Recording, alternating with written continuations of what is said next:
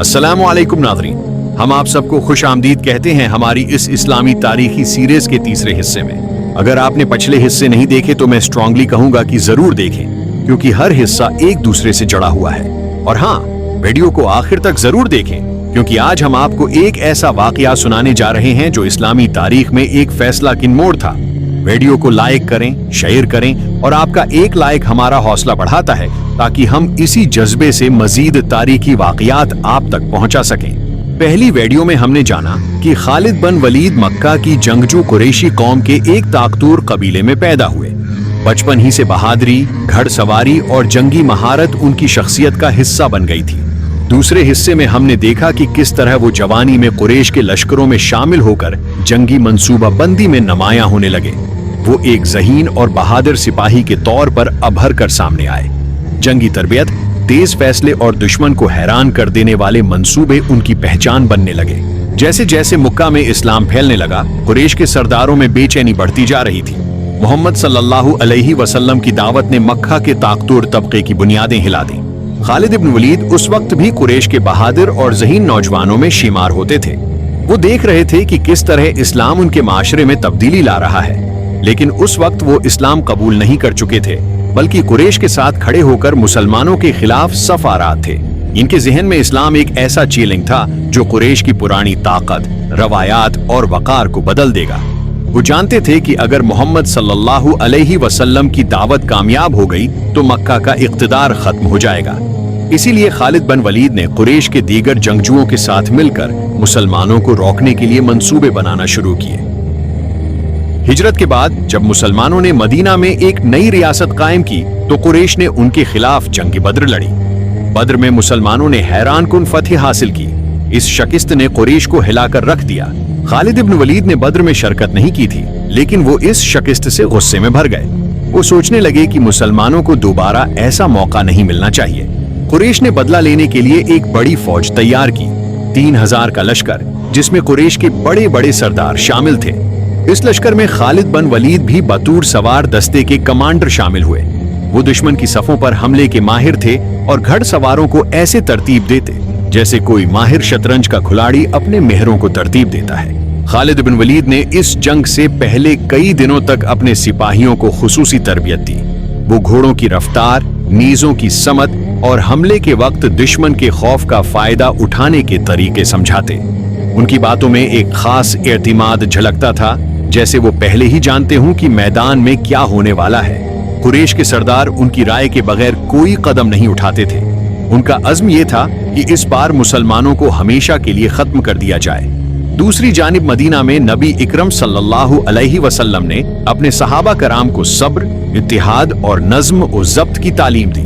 आपने फरमाया कि जंग में फतह या शिकस्त तीरों और तलवारों से नहीं, बल्कि ईमान और इस्तिकामत से हासिल होती है। खालिद इब्न वलीद जब उहद के मैदान में पहुंचे तो उन्होंने पूरे इलाके का मुआयना किया। उनकी तेज निगाहों ने फौरन पहाड़ी दरे की अहमियत को महसूस कर लिया। उन्होंने अपने दिल में सोचा, अगर कभी ये दरा खाली हुआ तो यही मकाम मुसलमानों के लिए सबसे बड़ा खतरा बनेगा। जब जंग का आगाज हुआ तो दोनों तरफ से नारे बुलंद हुए, नेज़े टकराए, तलवारें चमकें, गर्द व गुबार ने मैदान को धंधला दिया। इस शूर में भी खालिद की निगाहें दरे पर जमी रहीं। वो एक शिकारी की तरह मौका के इंतजार में थे।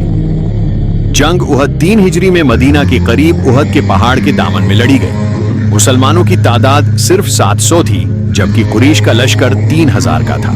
रसूलुल्लाह सल्लल्लाहु अलैहि वसल्लम ने मुसलमानों को मुनज़्ज़म किया और एक पहाड़ी दरे पर 50 तीर अंदाज मुकर्रर किए, जिन्हें हुक्म दिया गया कि वो किसी भी हालत में अपनी जगह न छोड़े, चाहे दुश्मन शिकस्त खा जाए। खालिद बिन वलीद, जो इस वक्त अभी मुसलमान नहीं हुए थे, कुरैश के घड़सवार दस्ते के कमांडर थे। उनकी नजरें मुसलसल उस पहाड़ी दरे पर थीं। वो दुश्मन की कमजोरियों को तलाश करने में माहिर थे। वो जानते थे कि बराह रास्त मुसलमानों पर हमला कामयाब नहीं होगा, इसलिए वो मौका के मुंतजर थे। जंग शुरू हुई तो मुसलमानों ने शानदार तरीके से कुरैश को पीछे धकेल दिया। मुसलमानों की सफों से नारे बुलंद होने लगे, अल्लाह अकबर। कुरैश के लश्कर में भगदड़ मच गई। उनके कई सरदार मारे गए। मुसलमानों को ऐसा महसूस हुआ जैसे फतह उनके हाथ में आ गई है। लेकिन ऐन इसी वक्त पहाड़ी दरे पर मुकर्रर किए गए कुछ तीर अंदाजों ने यह सोचकर अपनी जगह छोड़ दी कि जंग खत्म हो गई है और माल गनीमत जमा करने चले गए। दर्रे पर अब सिर्फ चंद तीर अंदाज बाकी रह गए थे। यही वो लम्हा था जिसका खालिद बिन वलीद को इंतजार था। खालिद बिन वलीद ने अपने घड़सवार दस्ते के साथ एक गैर मामूली मंसूबा बनाया। उन्होंने तेजी से अपने घड़सवारों को घुमाकर उस पहाड़ी दर्रे पर हमला कर दिया। वहां कम तीर अंदाज होने की वजह से वो आसानी से इस दर्रे पर काबिज हो गए और पीछे से मुसलमानों पर हमला कर दिया। मुसलमानों पर अचानक हमले ने उनकी सफ़ों को मुंतशिर कर दिया। सामने से कुरैश और पीछे से खालिद बिन वलीद के सवारों ने घेर लिया।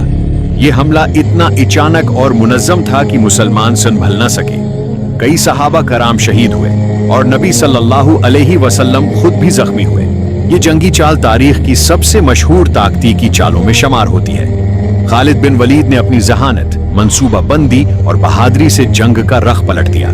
कुरैश की शिकस्त फतह में बदल गई। मुसलमानों को इस जंग में भारी नुकसान उठाना पड़ा। जंग उहद के बाद मक्का में खालिद बिन वलीद का नाम एक अजीम सिपा सालार के तौर पर मशहूर हो गया। कुरैश उन्हें एक हीरो की तरह देखने लगे। उनकी जंगी मंसूबा बंदी ने दुश्मनों को हैरान कर दिया था। मदीना में मुसलमानों के लिए ये जंग एक सबक थी। नबी सल्लल्लाहु अलैहि वसल्लम ने फरमाया कि अगर तीरंदाज अपनी जगह पर डटे रहते तो जंग का नतीजा मुख्तलिफ होता, लेकिन अल्लाह की तकदीर में कुछ और था। खालिद बिन वलीद इस वक्त इस्लाम के मुखालिफ थे, लेकिन अल्लाह ने उनकी जंगी सलाहियतों को बाद में इस्लाम के दिफा के लिए इस्तेमाल करना था। वो वक्त करीब आ रहा था जब यही शख्स इस्लाम का सैफ अल्लाह कहलाएगा। नाज़रीन, जंग उहद का ये वाकया सिर्फ एक जंगी कहानी नहीं, बल्कि ये हमें बताता है कि एक ज़हीन सिपाही किस तरह हालात का जायजा लेकर एक फैसला कन हमला कर सकता है। और आगे आने वाले हिस्सों में हम आपको बताएंगे कि किस तरह खालिद बिन वलीद का दिल इस्लाम की तरफ माइल हुआ और फिर वो इस्लाम के लिए वो काम किया जो तारीख में सुनहरी हुरूफ से लिखा गया है। अगर आपको ये वीडियो पसंद आई तो लाइक करें, शेयर करें और सब्सक्राइब करें। आपका एक लाइक हमारा हौसला बढ़ाता है। चौथे हिस्से में हम आपको उनके कबूल इस्लाम का हैरत अंगेज वाकया सुनाएंगे, इसलिए अगला हिस्सा जरूर देखें।